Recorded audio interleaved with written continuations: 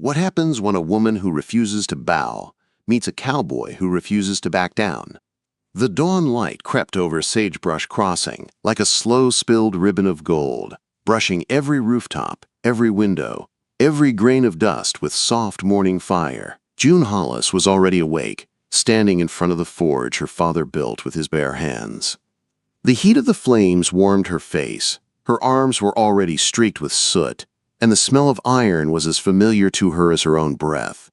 She gripped the hoof of a restless black stallion between her knees.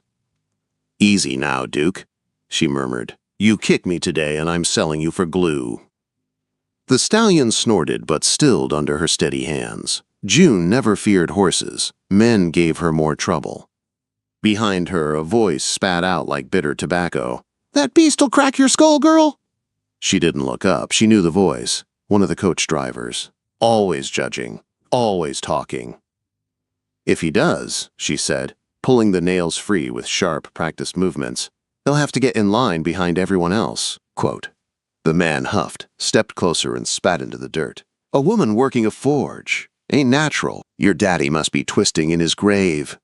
June finally lifted her head. Her green eyes were sharper than the tools hanging behind her. "My daddy taught me everything I know. If he's spinning, it's because fools won't stop talking." The man stomped off, muttering. June returned to her work, letting the steady ring of her hammer drown out his nonsense. The rhythm calmed her heartbeat, steadied her breath, and filled the small blacksmith shop with the sound she loved most: honest work. Then she heard it. A rumble like thunder rolling across the earth. A cattle drive. Dust rose on the horizon, and a long brown river of moving bodies swept down the street. At the front rode a man whose presence seemed to quiet the very wind. He dismounted near the livery with the kind of ease that only came from years in the saddle. His shoulders were broad beneath a trail-worn shirt, his hat was pulled low, and streaks of silver cut through his dark hair. His eyes, when he finally turned them toward June, were clear winter blue. He walked toward her forge, and for a moment June forgot how to breathe. "Morning, ma'am," he said with a voice smooth as warm whiskey. "Name's Colt Merrick. I'm looking for the blacksmith." June crossed her arms. "You found her." Most men blinked or scoffed. Colt didn't. His gaze traveled from her leather apron to the glowing forge behind her, and if he held any surprise, he hid it well. "Well then," he said, "I've got a proposition." He explained about a cracked wagon axle, half a dozen horses needing shoeing, and a schedule tighter than a knot in a wet rope. June listened, sizing him up. Hard-working. Honest eyes, calloused hands, not the kind who threw words without meaning. "How quick you need it?" she asked. 2 days, 3 at worst. Double pay." June hesitated. She needed the money. Her taxes were coming due and business had been slow. "I'll need half up front."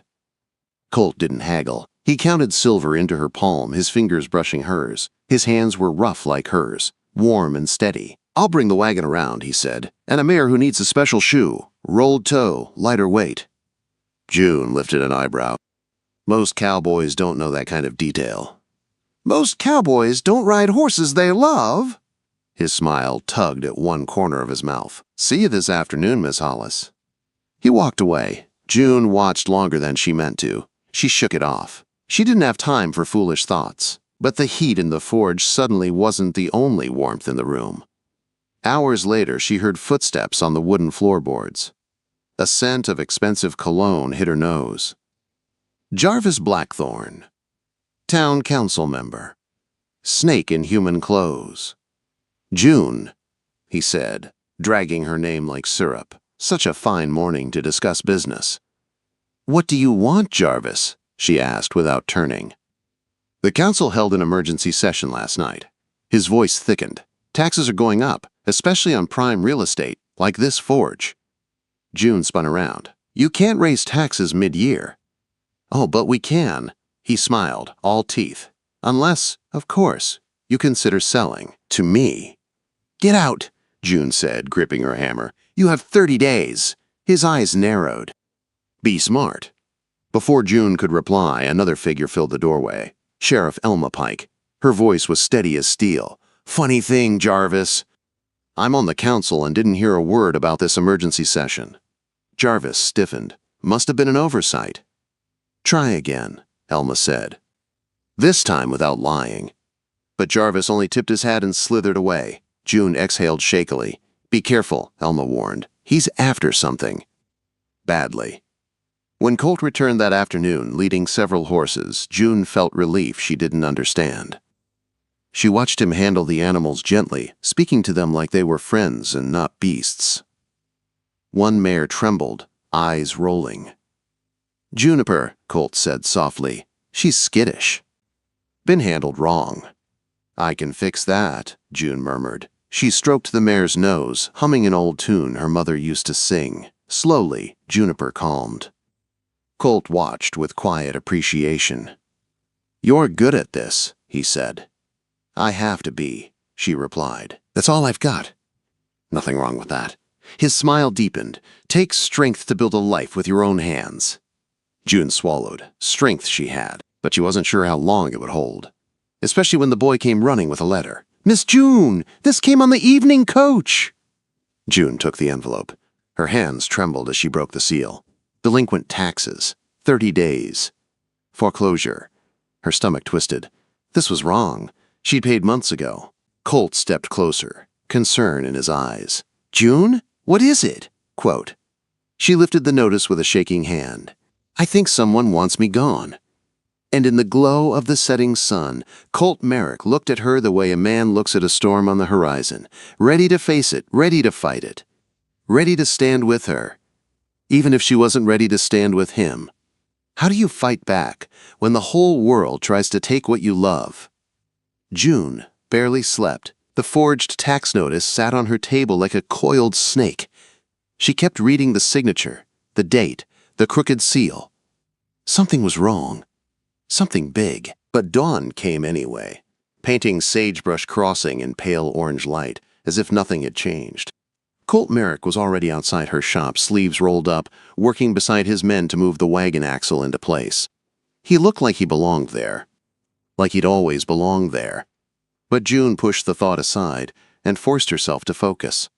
Morning, Miss Hollis, Colt said gently when she stepped outside. She didn't answer right away. Her throat felt tight. I need to finish that axle today. And you will, he said. But first you need to breathe. She wanted to laugh, or cry, or scream. Instead, she grabbed her hammer. Let's work! Hours passed in a blur of iron and sweat. June shaped new bands for the cracked axle. Colt steadied the wooden beam while she hammered. Their movements fell into rhythm. Her swing, his hold, her strike, his brace. They worked as if they had been doing it for years. Around noon, trouble came riding. 3 men galloped down the street, dust spraying behind them. Their horses were lathered and frightened, and the men's faces held something worse than anger. Fear. Fire, one of them shouted. June's woodshed is burning. June's blood froze. She ran. Smoke billowed behind her forge. Flames shot from the wooden roof of the shed. Her winter supply of coal and charcoal going up in hungry orange fire. Neighbors were already forming a bucket line, yelling, throwing water, shouting orders. But June knew it was too late. Sheriff Elma arrived, snatching a half-burned oil bottle from the ground. Lamp oil, she muttered, deliberate. June's heart cracked like iron struck wrong. First, the tax notice. Now this. Jarvis Blackthorn's message was clear. Leave or burn. Colt appeared at her side and draped a blanket over her shoulders. His eyes were storm dark. This wasn't an accident, he said. June forced down the sting behind her eyes. It doesn't matter. I still have to work. You don't have supplies, Colt reminded softly. Before she could answer, Herr Vogel, old German blacksmith, pushed through the crowd holding a small sack. You take my charcoal, he said firmly. Your father helped me when I first came here. Now I help you. Then others stepped forward one by one, a bag of coal, a bundle of dry wood, a handful of nails, a few dollars. It wasn't enough to replace everything, but it kept her standing. June swallowed hard. Thank you. Colt leaned close. You see? You're not alone. But June wasn't ready to believe it. Later that afternoon, June worked on the axle again, but her hands trembled. Every hammer strike rang uneven. Colt stepped beside her, lifting the beam. "Want a break?" "No." "You're shaking." "No." "June," he said quietly, "it's all right to fall for a minute." Her hammer slipped. The metal rang sharp. She flinched. Colt took the tool from her hand and gently guided her to sit on a crate. "I know what it's like," he said. "To feel the world trying to break you, to think you're all alone." "You don't know anything about me," she whispered. "Then tell me." She didn't. But she didn't pull away either when he sat beside her. Minutes later, his men returned with food, giving June time to breathe. When she started working again, Colt was right there, steady, quiet, present. By sunset, the axle was finished. June's arms ached, but pride warmed her chest. "That's fine work," Colt said. "You saved us a week's delay." "No extra pay," June muttered, handing him the bill. He pressed more silver into her palm than she asked. "I'm paying for worth, not for hours." Their fingers brushed again. Heat rushed through June's cheeks. Colt stepped closer. "June!" Before he could finish, a distant scream tore through the air. "Fire! Fire at the church!" The whole town ran. Flames climbed the church bell tower, crackling and spitting sparks. The rope was burning through from the inside. If it snapped, the heavy bell would bring the tower down. "Someone's got to cut it loose!" Reverend Cole cried. Colt ripped off his vest. "Wet me down." June grabbed a bucket and dumped water over him, her hands shaking as they slid across his shoulders. Colt grabbed an axe and sprinted toward the tower. "Colt, don't!" June shouted. He looked back just once. "Someone's got to do it." Then he disappeared inside. The seconds stretched cruelly. Smoke poured from the windows. Sparks rained to the ground. June stood at the base of the tower, heart pounding, praying against her will. Then she heard it. Crack! The bell crashed to the ground harmlessly beside the church. Moments later, Colt stumbled out, coughing, shirtless, smoke-blackened, and alive. June ran to him without thinking and pressed her hands against his chest, searching for burns. "I'm fine," he whispered. "You're not." "June." His voice softened even more. "I'm here." She realized her hands were still on him. His were still on hers. People watched. June didn't care. Elma clapped Colt on the back. "Stupid, brave, proud of you." But June couldn't let go of the fear inside her. That fear twisted even deeper when Colt's younger brother rode up later with a paper. Another forged contract, this time against Colt's own ranch. Jarvis was trying to crush both of them. June looked at Colt, who stared at the paper with defeat, dulling his gaze. "You can't fight this," he muttered. "He owns everything." "Don't you dare," June said fiercely. "Don't you dare give up." "It's not just me," he said. "My men, my herd, my—" "And me," June snapped. "I need you too." He froze. June took a shaky breath. "You heard me," she said. "I need you. So don't run." Colt's chest rose and fell once, sharply. His eyes softened like the sky after a storm. "June!" His voice broke. But before he could say anything more, the night wind carried a new warning. The Corian brothers were coming, and they were killers. What happens when the whole town stands on the edge of losing everything, and the only way forward is to fight together? Snow slammed into Sagebrush Crossing like a living thing. One moment the sky was clear, the next it turned white and furious. Wind howled down the street, doors slammed, horses screamed, and the blizzard swallowed the town whole. June Hollis pulled her scarf tight as she stepped outside, fighting the wind just to stay upright. Her forge glowed behind her, but she couldn't stay inside. Not when Colt and his men were still out trying to round up the herd before the storm buried them alive. "Elma!" June shouted through the wind. "Has anyone seen Colt?" Sheriff Elma Pike pushed through the snow, her coat already covered in ice. "He went after the cattle." Sam and Eli with him. "June, get inside! This storm will kill you!" June shook her head. "I'm not hiding while he's out there." Elma grabbed her arm. "You step outside this town line, you'll freeze." But June had already untied the rope from her hitching post, wrapping it around her waist. She'd done this before. Her Shoshone mother taught her mountain sense. How to move through storms, How to survive what others couldn't. She leaned close to Elma. I'm not losing anyone. Then she stepped into the white void. Wind cut her face like knives. Snow slammed into her skin until she couldn't feel her fingertips. But June kept going, one hand on the rope, the other outstretched, feeling for anything alive. Then she tripped. A calf, half buried, shivering, bleating weakly. June dug through the snow with her freezing hands, pulling the little thing free. Its body trembled against her legs. Easy, baby. I've got you. A shadow moved through the storm. Sam. June, what are you doing out here? Saving who I can. Help me get him to shelter. Together they dragged the calf back to the stable. June shoved it into a stall, covered it in blankets, and turned back for more. June, wait, Sam shouted. But she was already gone. The world shrank to rope, snow, breath, fear. Then a hand grabbed hers, strong, warm, familiar. June! Colt's voice broke with relief. Are you out of your mind? Probably, she gasped. Where are the others? Sam's inside. Eli's driving the last group in. But the Wilkins family, they're still out at their cabin. We have to get them! I'll go. You stay. I'm going with you. He stared at her for half a second through the swirling snow. Then he nodded. Together. They fought their way across town like ghosts in white fog. They reached the Wilkins cabin half buried in a snowdrift. No smoke, no sound. Colt kicked in the door.